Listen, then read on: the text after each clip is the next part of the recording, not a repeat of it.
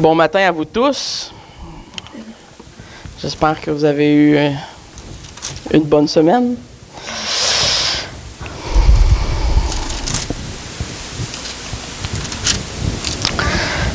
La semaine passée, on a terminé le chapitre 4, si vous vous rappelez bien du chapitre de Luc. Chapitre dans lequel on démontrait l'autorité complète de Jésus sur la terre. C'était pas la semaine passée, hein? La semaine d'avant? Ça? Ouais, ça. Bref. C'était il y a 2 semaines. On a vu que par l'Esprit Saint, même dans sa nature terrestre, dans son incarnation, Jésus avait l'autorité sur le corps humain, sur le monde spirituel, sur la maladie. Les foules le suivaient toujours, évidemment, les gens étaient curieux par son ministère, par le fantastique des miracles, l'aspect impossible de ce qu'il accomplissait, qui devenait réalité devant eux. Donc, ça amassait une grande foule. Et au chapitre 5, Luc entame une espèce de virage et on va tourner vers la sélection des apôtres. C'est drôle, Sylvain ou... Je me souviens plus... non, pas Sylvain, excuse. Tu le présidais pas matin. C'est notre frère qui a parlé de Pierre tantôt. Bien, on va voir Pierre, l'apôtre Pierre, ce matin. Et nous savons bien que Jésus, lors de son ministère itinérant, avait avec lui des disciples qui le suivaient. Il s'est choisi quelques disciples. Il y en avait probablement des disciples plus larges en plus qui le suivaient, à part des 12 disciples dont certains deviennent des apôtres. Nous voyons particulièrement ce matin dans les versets 1 à 11 du chapitre 5 l'appel de Simon Pierre, parce que vous savez que beaucoup des apôtres ont un changement de nom typique de ce temps, c'est-à-dire Pierre ou Simon-Pierre. Donc ça se peut que j'entremêle les noms des fois, mais c'est la même personne. Pierre ainsi que ses associés pêcheurs dans le sens qu'il faisait de la pêche, pas au moulinet, là, mais au filet. Ses associés étant Jacques et Jean, qui deviendront eux aussi des disciples. Ils sont témoins d'un événement grandiose dans l'histoire de l'humanité. Et cette histoire bien connue de la pêche miraculeuse nous enseigne plusieurs principes importants. On va lire les versets 1 à 11 avant d'aller plus loin. Comme Jésus se trouvait auprès du lac de Génésareth et que la foule se pressait autour de lui pour entendre la parole de Dieu, il vit au bord du lac 2 barques, d'où les pêcheurs étaient descendus pour laver leurs filets. Il montait dans l'une de ces barques, qui était à Simon, et il le pria de s'éloigner un peu de terre. Puis il s'assit dans la barque et il enseignait la foule. De la barque, il enseignait la foule. Lorsqu'il eut cessé de parler, il dit à Simon, « Avance en pleine eau et jetez vos filets pour pêcher. » Simon lui répondit, « Maître, nous avons travaillé toute la nuit sans rien prendre, mais sur ta parole, je jetterai le filet. » L'ayant jeté, ils prirent une grande quantité de poissons et leur filet se rompait. Ils firent signe à leurs compagnons qui étaient dans l'autre barque de venir les aider. Ils vinrent et ils remplirent les 2 barques au point qu'elles enfonçaient. Quand il vit cela, Simon-Pierre tomba aux genoux de Jésus et dit, « Seigneur, retire-toi de moi, parce que je suis un homme pécheur. » Car l'épouvante l'avait saisi, lui et tous ceux qui étaient avec lui, à cause de la pêche qu'il avait fait. Il en était de même que Jacques et Jean, fils de Zébédée, les associés de Simon. Alors Jésus dit à Simon, « Ne crains point, désormais tu seras pêcheur d'hommes. » Et ayant ramené les barques à terre, ils laissèrent tout et le suivirent. Prions. Merci, Père, pour ta parole ce matin. Merci parce qu'elle est riche en enseignement. Merci parce qu'au travers elle, tu nous fais comprendre la largesse de ton plan de rédemption pour l'être humain. Nous te prions ce matin qu'au travers ce récit de l'apôtre Pierre, que tu puisses nous enseigner, Seigneur, ta puissance, ton autorité, ta majesté, et que tu nous convainques, Seigneur, de pécher devant toi, que nous soyons convaincus, Seigneur, que nous avons besoin de recevoir ce pardon dont Pierre a reçu. Amen. Alors, on se retrouve toujours dans la région de Galilée, probablement quelque part entre deux villages, près de Capernaum et une autre place. La foule presse le futur apôtre, ou en tout cas Simon-Pierre, le presse vers le bord de grands lacs. Et là, quand on parle de foule, c'est probablement dans les milliers de personnes. C'est pas comme 10 personnes qui le suivaient, là. Et c'est à noter que Luc est le seul évangile à utiliser le terme du lac Génésaret pour décrire ce que les autres évangiles vont souvent appeler la mer de Galilée. C'est le même endroit, c'est juste que Luc choisit de l'appeler de ce nom, qui était peut-être un nom plus commun ou peu importe. Pas que ce soit particulièrement important de toute façon, c'est le même endroit. Et donc c'est sur cette berge de ce lac, de cette mer, que Jésus entre sur la barque. La barque qui était déjà, ça devait être une bonne barque quand même, parce que là, il se ramasse à être 4 dessus. Donc, c'était pas un canot. Notamment, le récit se concentre fortement sur celui qui va devenir l'apôtre Pierre. Donc, évidemment, Jacques et Jean sont dans le bateau, mais c'est pas de eux qui est question dans le récit. L'appel qui est détaillé par Luc est digne des grands appels bibliques qu'on voit tout au long des Écritures. On pense à celle de Paul, on pense à celle de Moïse. Et Pierre reçoit ce même type d'appel grandiose de la part de son maître.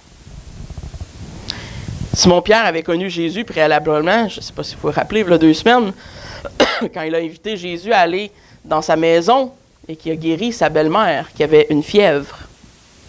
Donc, c'est le même Simon en question. Donc, il y a déjà un lien, un contact qui est fait entre les deux. Donc, il venait juste de pêcher probablement toute la nuit ou une partie de la soirée dans la nuit. Et ils lavaient leur filets. Des filets qu'on appelle en anglais des trammels, qui sont des filets où est-ce qu'il y a comme 2 grands filets de chaque bord, puis un filet plus mince entre les deux. Il y a comme 3 couches de filets, puis les poissons rentrent dedans et restent pognés dans la plus petite partie des filets. C'est des filets de pêche qui sont encore utilisés de façon commerciale aujourd'hui. Et c'est des filets quand même assez complexes, donc il fallait qu'on les lave, qu'on en prenne soin. Évidemment, surtout que dans leur cas, il n'y avait sûrement pas un truc de chasse et pêche au coin de la rue pour aller chercher des filets. Il fallait qu'ils les fassent à la main. Et donc, il rencontre ces pêcheurs avec la foule qui s'amasse sur le bord du lac. Et il décide de les enseigner. Et il va prendre la barque comme son pupitre. Il va comme s'asseoir dans la barque. C'était la coutume pour les rabbis, pour les gens qui enseignaient, de s'asseoir quand ils enseignaient. Je pourrais faire ça moi aussi. La chair me cacherait par contre. Mais c'était la coutume. Donc, il s'assoit pour parler à la foule, puis la barque devient un peu comme sa chaise et le lac en arrière et probablement les montagnes deviennent comme son micro pour répandre le son de sa voix. Ce qui devait en soi être une scène quand même assez majestueuse. Et donc, quand Jésus lui demande plus particulièrement à Pierre de mettre la barque à l'eau, à cause de ce lien qu'il avait eu précédemment avec Jésus, avec le fait qu'il avait guéri sa belle-mère, probablement que Pierre se sent contraint d'une certaine façon à obéir à Jésus, juste par défaut d'avoir guéri sa belle-mère. Et donc, c'était commun pour les rabbis de vouloir enseigner et Pierre se plie à la volonté de Jésus comme un maître, comme un rabbi, et lui laisse sa barque pour enseigner. Probablement que c'était peut-être pas ce qui lui tentait le plus au monde de faire à ce moment-là, après une mauvaise pêche, ou est-ce qu'il n'avait pas pogné grand-chose, selon le récit. Donc c'est ça. Jésus utilise cette barque comme chair, le lac comme son micro pour amplifier son message. Et comme dans plusieurs cas, le message ne nous est pas vraiment donné. On ne sait pas vraiment ce que Jésus a enseigné. De toute façon, le contexte du récit de Luc se penche beaucoup plus sur la personne, l'enseignant, que sur l'enseignement elle-même. Et j'argumenterais que quand on connaît l'enseignant, on connaît un peu l'enseignement déjà. Les versets 4 à 11 ont une structure que Luc a déjà employée dans un chapitre précédent, une structure qu'on appelle un chiasme. Si vous ouvrez votre feuillet là, à l'intérieur, vous avez la structure visuelle. Si vous êtes visuel comme moi, ça va peut-être vous aider, mais c'est un style littéraire, dans le fond, où l'apogée d'un récit, ce qu'on appelle en anglais le climax, l'apogée du texte de l'histoire se situe dans le milieu de l'histoire et non pas à la fin. Vous savez, nous, quand on écrit de façon littéraire, moderne aujourd'hui, souvent, on va mettre la meilleure partie, l'apogée de l'histoire, on va la mettre à la fin. Mais dans ce récit, dans un chiasme, on le met au centre. Et tout ce qui est entre ça pointe vers cet événement-là. Et on le voit très bien de la façon visuelle que je l'ai arrangé dans le feuillet. Donc, l'objectif du texte est de nous présenter les versets 8 et 9 qui nous démontre la pêche miraculeuse et l'effet que ça a sur Pierre. Ça nous démontre à la fois la puissance divine qui était disponible pour Jésus, mais aussi ça nous démontre la façon dont Pierre est appelé à être apôtre, la façon dont ces 3 simples pêcheurs sont appelés par leur maître. Et à la fin de sa prédication, Jésus regarde Pierre et lui demande de jeter son filet. Donc, probablement qu'il venait de finir d'enseigner. Il a enseigné une demi-heure, 45 minutes, 3 heures. On ne le sait pas. Ce qu'on sait, c'est à cause de la réponse de Pierre, c'est que c'était le jour. Donc, ils ont pêché une partie de la nuit. Le récit nous dit qu'ils n'ont rien pogné. Là, c'est le jour. Jésus a emprunté leur barque pendant qu'ils l'avaient puis qu'ils s'apprêtaient à partir. Et là, il leur demande de jeter le filet à l'eau. Et c'est là qu'on retrouve la prémisse de l'appel apostolique de Pierre. Et la prémisse n'est pas de délaisser sa profession, tout simplement de l'abandonner. On va voir que c'est ça le résultat, mais ce n'est pas la prémisse de Jésus. Jésus est sur le point de lui démontrer qui va lui donner une meilleure raison de pécher. Et l'image est absolument magnifique et symbolique et à la fois puissante aussi. Encore plus à cause de la réaction de Pierre qui va suivre. Quand Jésus demande à Pierre de jeter son filet à l'eau, ça fait aucun doute à la fois par notre intuition en tant qu'être humain quand on lit le texte, mais aussi par les détails qu'ils nous ont donnés par Luc dans l'histoire. Ça ne fait aucun doute que malgré la foi de Pierre pour son maître, il était probablement grandement irrité. Ça ne lui tentait pas. On n'a pas besoin de nous demander ce qui traverse l'esprit d'un pêcheur professionnel de mauvaise humeur qui vient de passer la nuit à pêcher, qui n'a rien pogné, qu'un maître rabbi lui demande d'emprunter sa barque pendant qu'il lave ses filets. Puis là, il dit, comme un fin finot, jette ton filet. J'ai pas besoin de traducteur pour me dire que probablement que Pierre était en beau fusil, comme on dit en québécois. Sans compter que la condition de sa pêche précédente avait été très mauvaise et que les circonstances dans lesquelles Jésus lui demande de faire, si vous connaissez un peu la pêche, vous savez que quand le soleil commence à monter, c'est plus le temps de pêcher. Les poissons voient le filet, donc c'est pas très efficace. Donc là, il y a un fin finot, rabbi, maître enseignant juif, qui se présente puis qui commence à essayer de donner la leçon à Pierre comment faire sa pêche sur son bateau. il est déjà de mauvaise humeur. En dialecte québécois, la conversation donnerait quelque chose comme ça. Pierre lui répond, c'est parce que j'ai travaillé toute la nuit et puis j'ai rien pogné. Mais bon, si tu le dis, je vais le mettre à l'eau.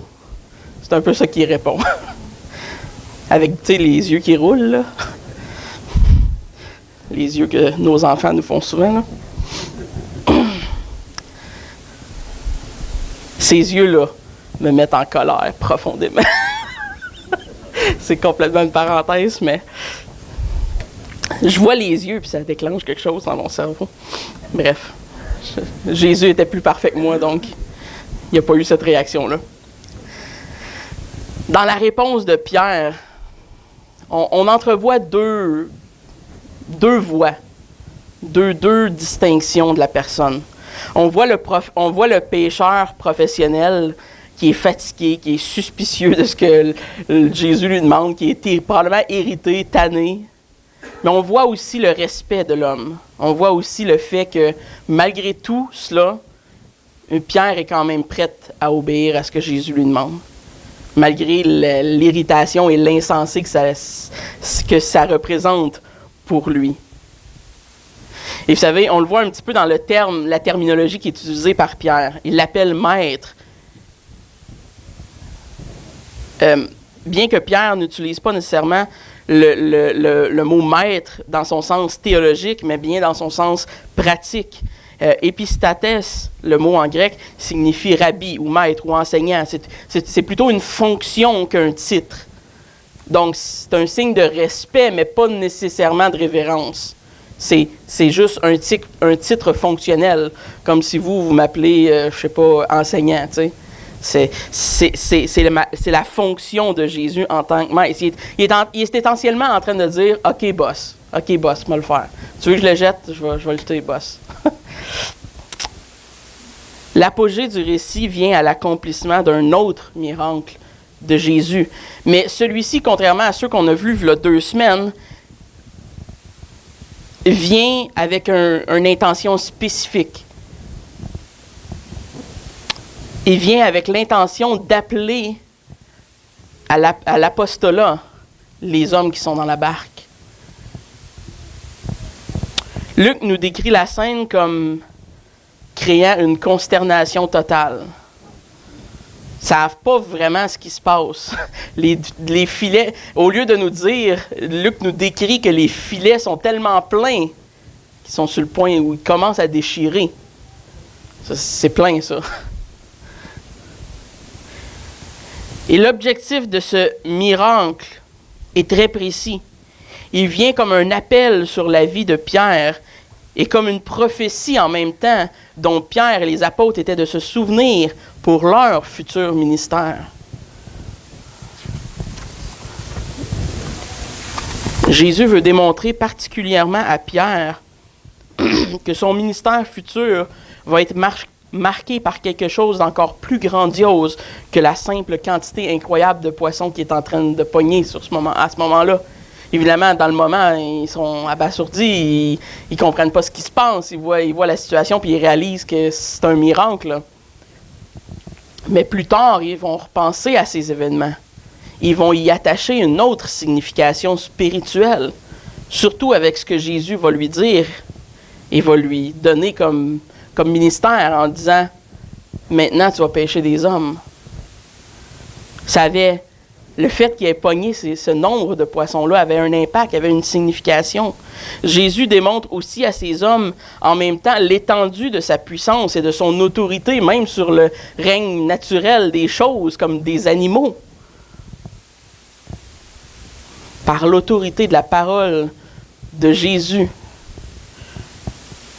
ces filets se remplissent de poissons et rappellent à Pierre que Jésus n'est pas simplement son maître ou son boss.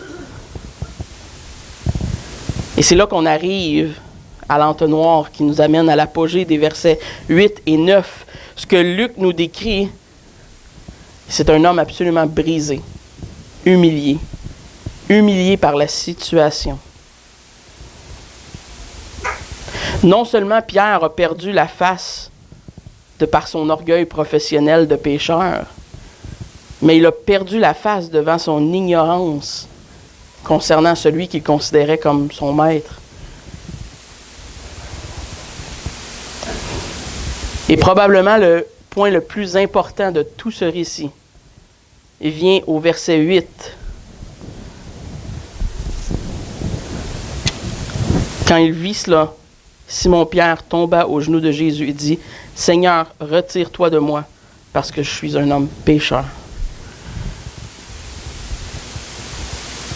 Il réalise à ce moment-là qu'il est lui-même pécheur devant Jésus.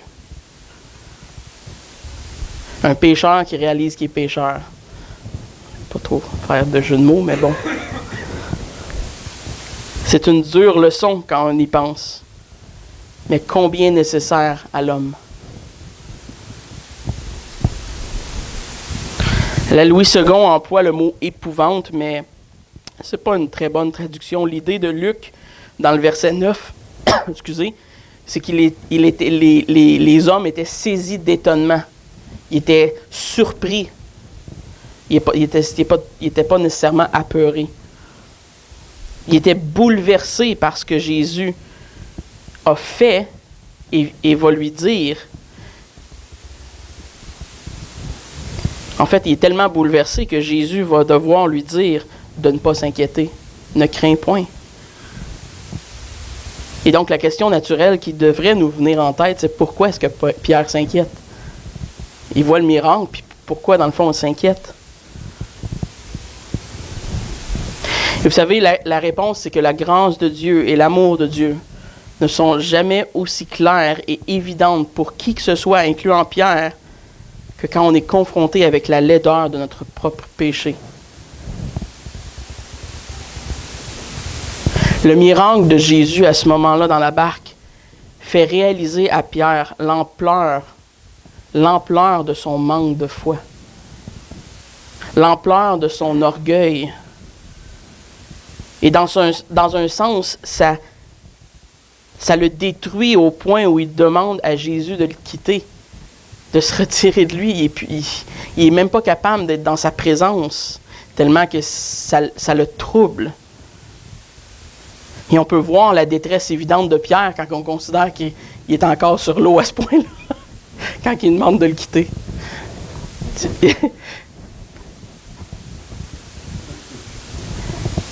Si vous n'avez jamais senti le fardeau et le poids de votre propre péché devant Dieu, réalisant à quel point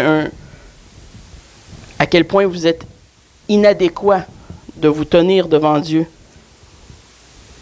je vous dirais que vous avez soit une trop grande estime de vous-même ou une trop petite estime de la sainteté de Dieu.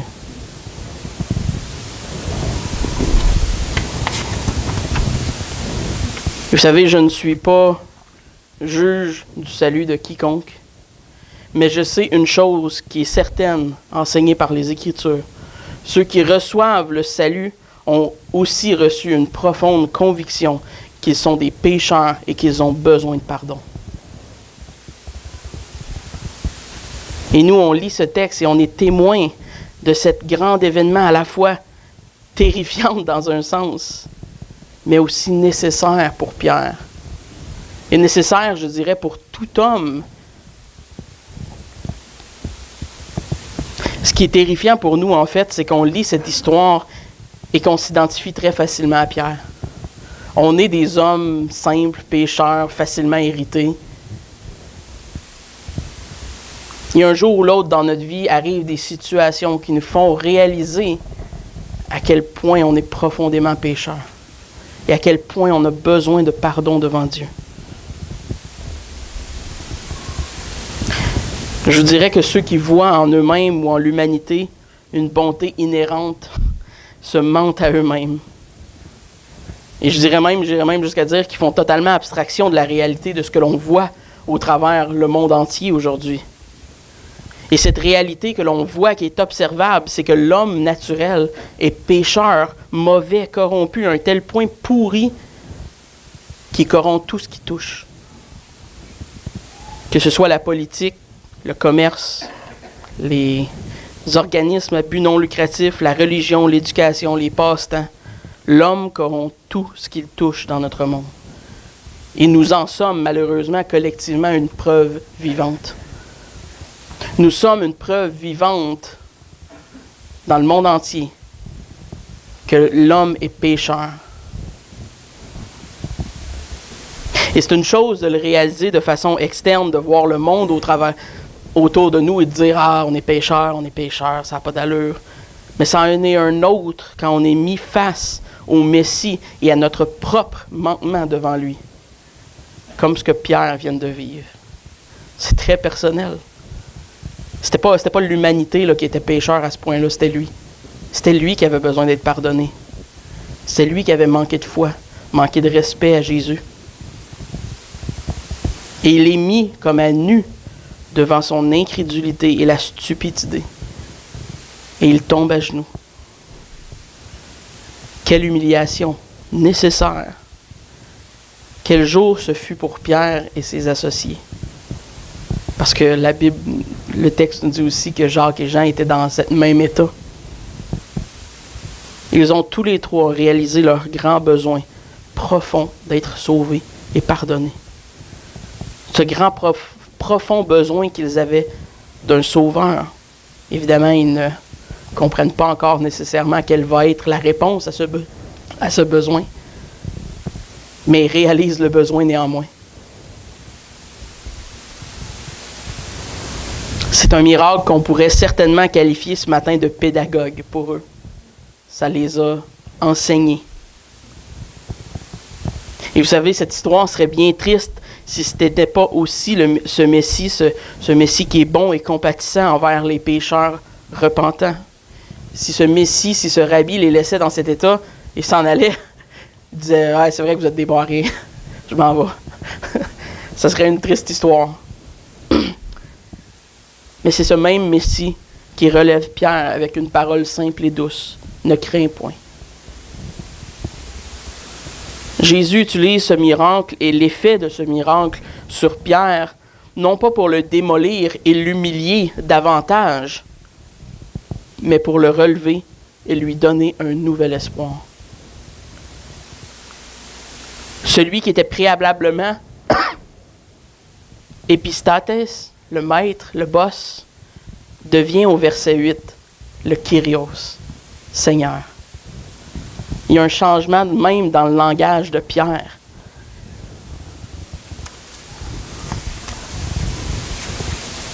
Ça nous fait réaliser aussi qu'on ne peut même pas entrer dans la présence sainte et glorieuse d'un Dieu comme celui que décrit la Bible, ni entendre la parole de Jésus dans toute sa grâce et dans toute sa vérité, sans être convaincu de son propre impiété. Remarquez que la prise miraculeuse ne dépend jamais de la confession de foi de Pierre. C'est pas parce que Pierre fait la confession de foi que Jésus fait la pêche miraculeuse. Ça arrive même pas dans cet ordre-là. La source de la prise est directement en lien avec la volonté seule de Jésus. La grâce précède la repentance de Pierre. La repentance de Pierre est le fruit de la grâce de Dieu, tout comme notre repentance est le fruit de la grâce de Dieu à notre égard. Et seule une rencontre avec la grâce de Dieu peut réellement évoquer une reconnaissance du pardon de nos péchés.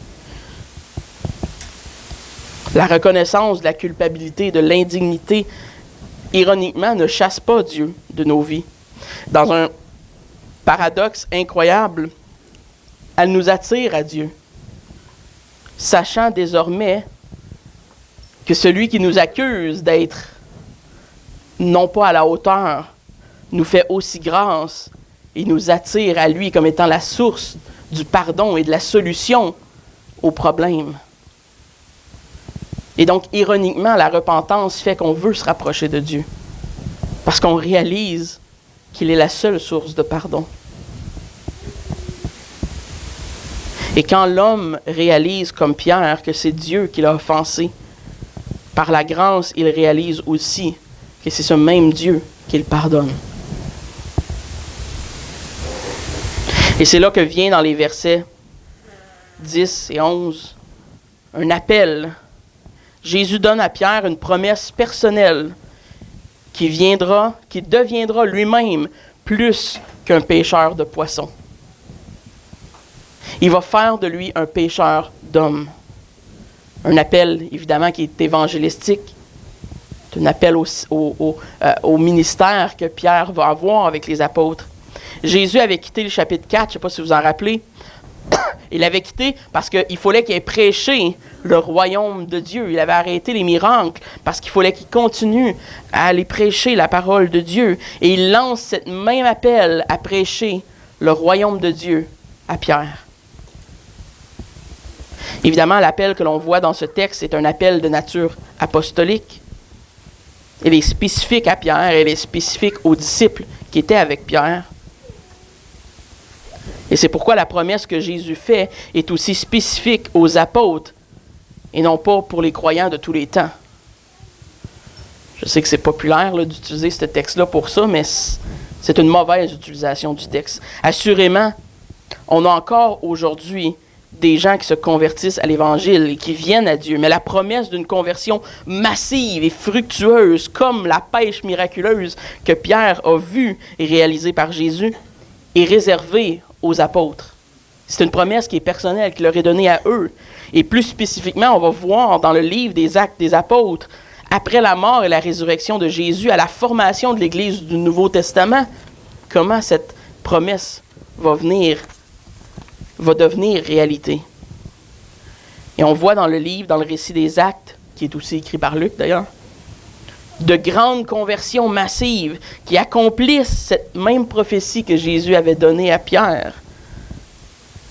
La première effusion massive de convertis à la foi chrétienne, à la plus grande gloire de Dieu au travers l'Église du Nouveau Testament qui se fondait à ce moment-là.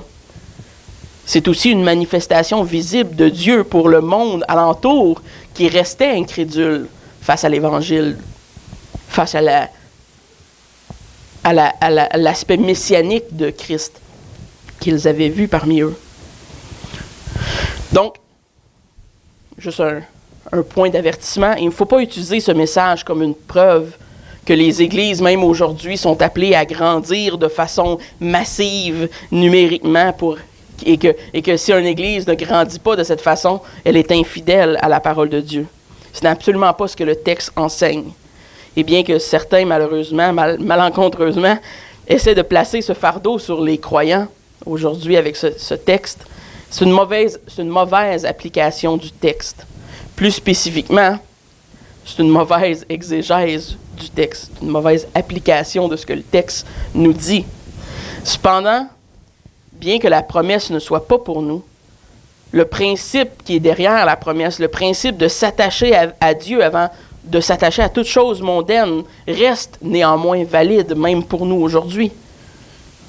Et bien que nous ne sommes pas des apôtres, je vous l'apprends peut-être, vous n'êtes pas des apôtres, je ne suis pas un apôtre. Cette promesse spécifique à eux, on a quand même un mandat en tant que chrétien. Et vous savez, devant la grandeur de l'appel qui est fait à l'apôtre Pierre et à la magnitude du ministère qui lui est prophétisé, certains, malheureusement, sont tentés de vouloir répliquer ce modèle dans leurs églises, dans leur propre vie, en oubliant complètement le contexte du récit. Et le problème, c'est qu'ils n'ont pas reçu cet appel de la part de Jésus. Et quand ils se lancent souvent dans une quête personnelle de gloire, ça tourne plus souvent qu'autrement au désastre. Et ça tourne à des églises libertariennes qui sont remplies de gens, mais on ne pourrait pas vous dire exactement qui sont des chrétiens et qui ne le sont pas. Il faut se rappeler que ce n'est pas tous les hommes que Dieu appelle ainsi à tout délaisser comme Pierre. Ce serait une affreuse application de ce texte-là à enseigner. Et malheureusement, je sais que des gens le font. C'est pour ça que je veux essayer de bien vous enseigner ce matin. Calvin dit que Dieu choisit certains hommes pour les mettre à part. Même encore aujourd'hui, les ministres de la parole de Dieu, les diacres, les officiers d'une église. Mais que pour le reste des gens, que Calvin appelle souvent ordinaires, j'espère que ça ne vous vexera pas, leur place, il dit, Leur place est dans l'Église. Et leur place est dans le mandat de la décharge de la vie quotidienne. C'est en fait ce que Luther appelait la doctrine de la vocation, en d'autres mots. Cette doctrine est particulièrement importante à revisiter quand on fait face à un texte comme celui-ci.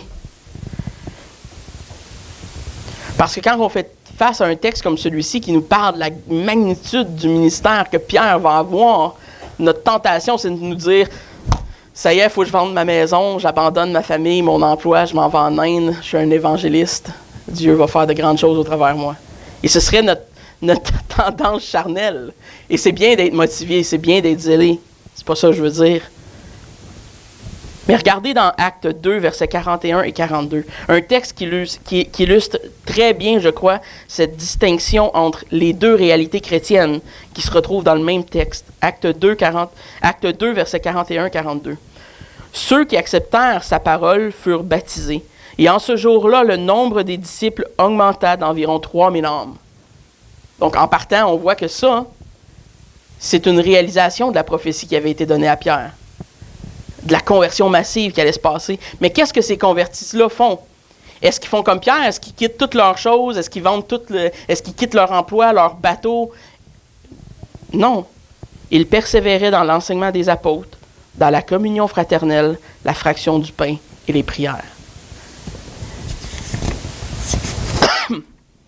On voit dans ce texte une portion de l'accomplissement direct de la promesse qui a été donnée à Pierre de faire une infusion massive de convertis au début du Nouveau Testament, mais on y voit aussi le résultat tangible, c'est ce qui est beau de ce texte, tangible et pratique des premiers chrétiens qui ont joint l'Église du Nouveau Testament. Et on voit dans ce simple verset 42 ce qu'on pourrait appeler les points cardinaux de la foi chrétienne. Ce à quoi tout chrétien doit s'attacher. L'enseignement apostolique, c'est-à-dire un enseignement qui est biblique, qui est fondé sur l'histoire biblique de la parole de Dieu, pas sur les fantaisies ou pas sur notre interprétation personnelle, sur l'enseignement apostolique, sur la communauté chrétienne, la fraternité, c'est-à-dire l'Église, la communauté chrétienne, les sacrements, puis la prière. Nous sommes tous appelés à ce mandat en tant que chrétiens. Et ça, c'est ce qu'on pourrait appeler notre vocation à nous. Notre vocation, comme le dirait Luther, c'est d'être des pères, d'être des mères, d'être des mécaniciens, des camionneurs, des entrepreneurs, des maris, des femmes, etc. D'être tout ce qu'on est dans la vie ordinaire à la plus grande gloire de Dieu.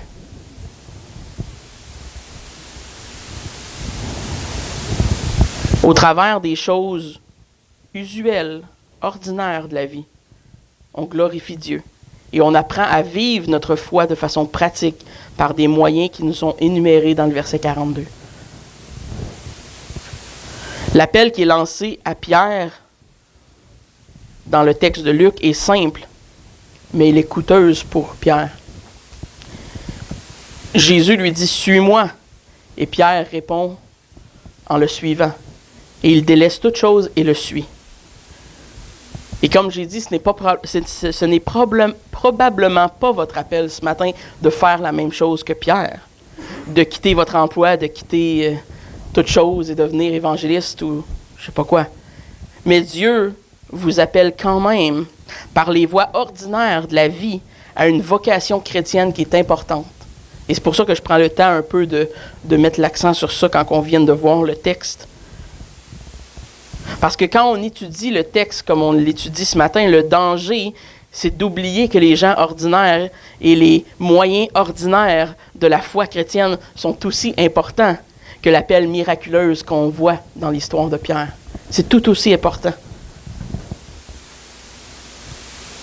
Pierre, dans toute son humiliation et dans sa rapidité à se repentir, est un modèle pour nous. Peut-être que vous êtes plus, en anglais on dit cool-headed, vous êtes peut-être plus calme dans vos passions que Pierre l'était. Pierre, on voit qu'il est un homme passionné, réactif. Peut-être que vous êtes comme Pierre. Mais il est un modèle pour nous dans une chose. Ça ne lui prend pas 4 jours à se repentir. Et on doit apprendre à venir devant Dieu, contraints par nos manquements, comme Pierre le fait immédiatement. Et bien que l'appel de Pierre soit apostolique de nature, elle nous démontre que dans son plan parfait, Dieu utilise des gens ordinaires, des gens qui sont appelés à avoir un mandat de vie ordinaire, tout comme il appelle des gens spécifiques pour être des pêcheurs d'hommes. Et que le royaume de Dieu a besoin de tous ces gens-là. Et c'est pas une question de hiérarchie. C'est pas une question que Pierre allait être plus important. Et que nous, on ne l'est pas, parce qu'on n'a pas cette même appel.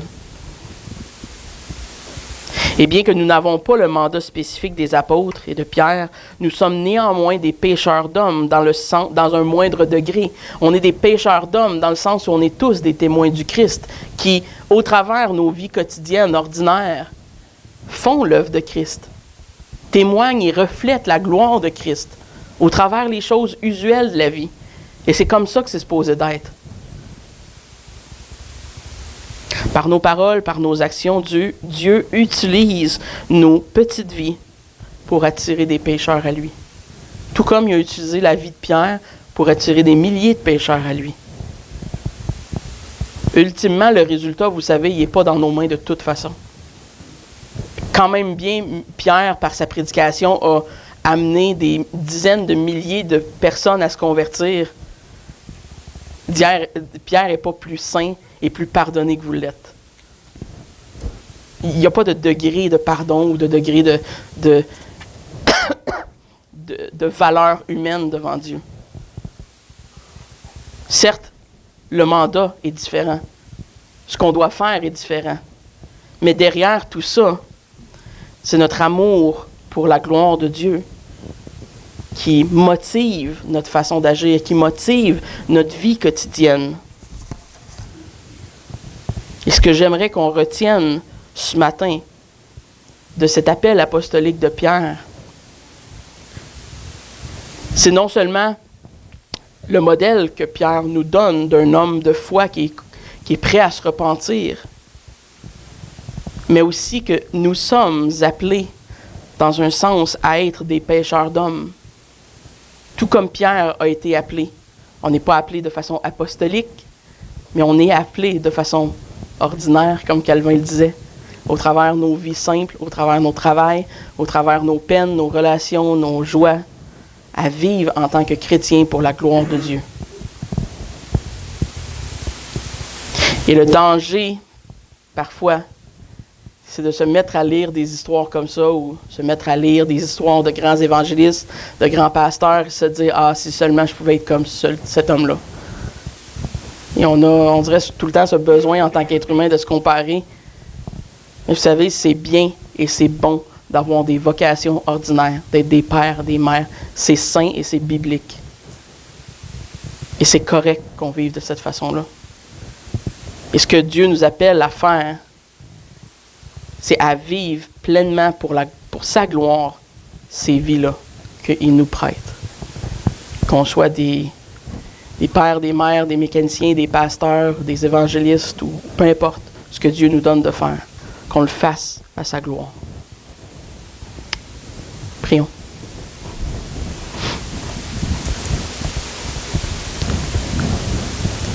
Merci, Père, de nous recevoir ce matin, de nous recevoir dans ta présence par l'entremise de ton Fils Jésus-Christ. Merci parce que tout comme Pierre, Seigneur, dans cette histoire, on peut aussi dire ce matin que tu es notre Kyrios, notre Seigneur. Tu n'es pas seulement notre Maître. Tu es, Seigneur, le Créateur de tout cet univers. Celui qui tient en ses mains toutes choses, qui a créé toutes choses, qui nous a fait à ton image, qui soutient toute vie sur terre. Seigneur, nous te prions que tout comme Pierre, tu nous rappelles ce de quoi tu nous as pardonné. Que tu nous rappelles, Seigneur, que tu as payé une grande dette à notre égard. Que ton amour qui t'a mené à la croix avait pour but de nous pardonner nos péchés, nos offenses. Nous étions incrédules, pécheurs, corrompus. Et tu as fait de nos cœurs de pierre des cœurs de chair. Des cœurs qui, comme David, peuvent dire « J'aime ta loi. J'aime ta parole. » Fais de nous des témoins de l'œuvre de Christ, des témoins de ton amour, de ta rédemption. Fais de nous, au travers les moyens ordinaires que tu nous donnes dans la vie quotidienne, au travail, avec les amis, à l'école, donne-nous d'être des témoins de Christ, des témoins de la vie de Jésus-Christ, notre Sauveur et notre Seigneur. Amen.